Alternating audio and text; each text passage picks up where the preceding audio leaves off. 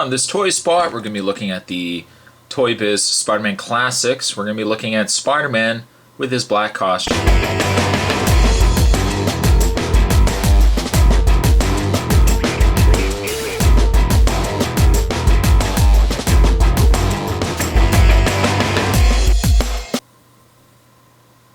Now, this is a 2000 series from Toy Biz, one of the earlier Spider-Man Classic waves, and this is one of the first black costume Spider-Man figures.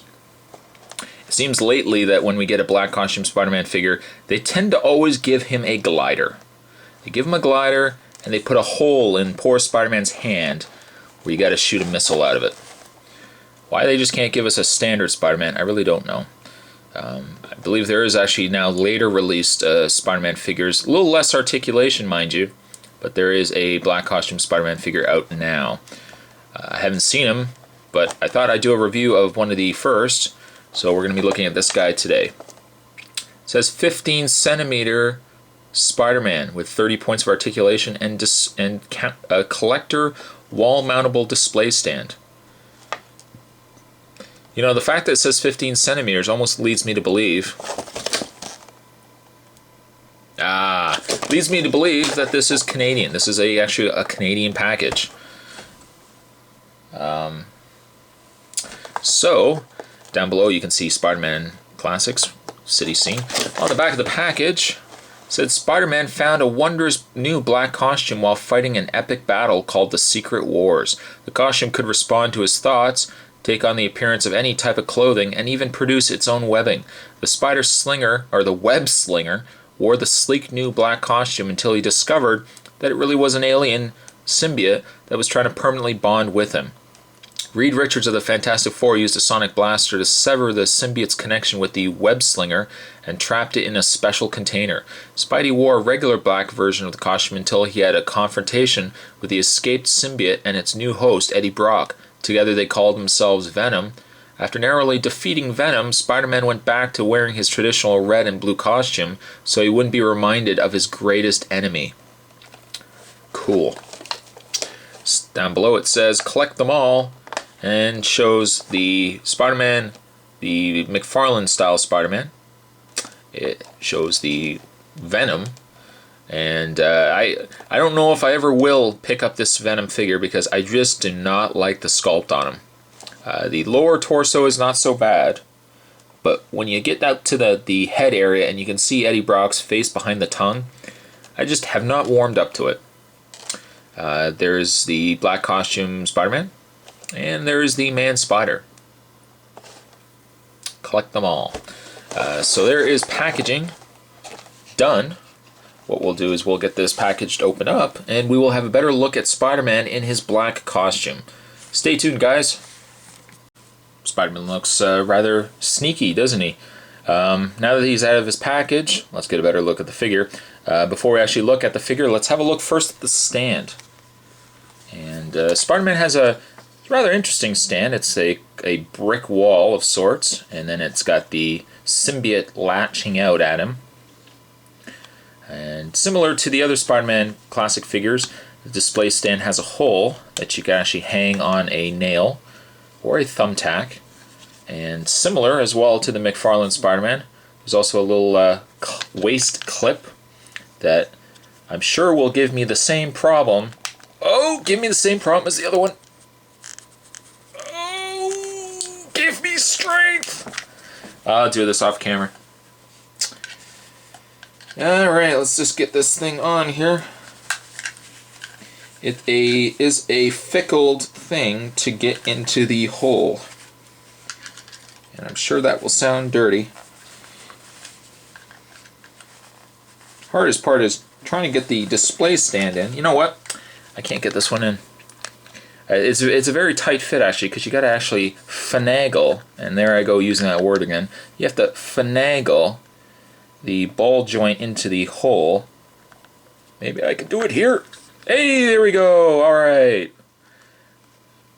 For all that, I'm sure I'm going to take it out anyways, but you can get it in there, and you've got a ball joint clip, a waist clip, and you can actually take old sneaky Spider-Man and you can clip him into the waist clip, and you can actually have him suspended from the wall if you want to hang this figure on the wall. Certainly, if you don't want to do that, you can also take the clip out and just have him standing on the display stand, just, you know, regularly. But it's kind of neat in this case to have it hanging, because then you've got the symbiote kind of creeping up behind him. So we'll move the display stand out of the way, and we'll have a look at the Spider-Man. Take some of that off. Now, it's not quite a full black. As you'll see that they've spray painted and they've airbrushed some of this purple kind of coloring into his costume, almost giving it a sleeker look to it instead of just being a flat black. It actually doesn't look too bad. Of course, very basic in design. As with the Spider-Man, McFarlane Spider-Man, he has no individual shoulder and bicep part. It is actually just one piece. The face actually isn't too bad. And just to kind of give you guys a comparison as to how the figures have evolved, or de-evolved, depending on who you speak to.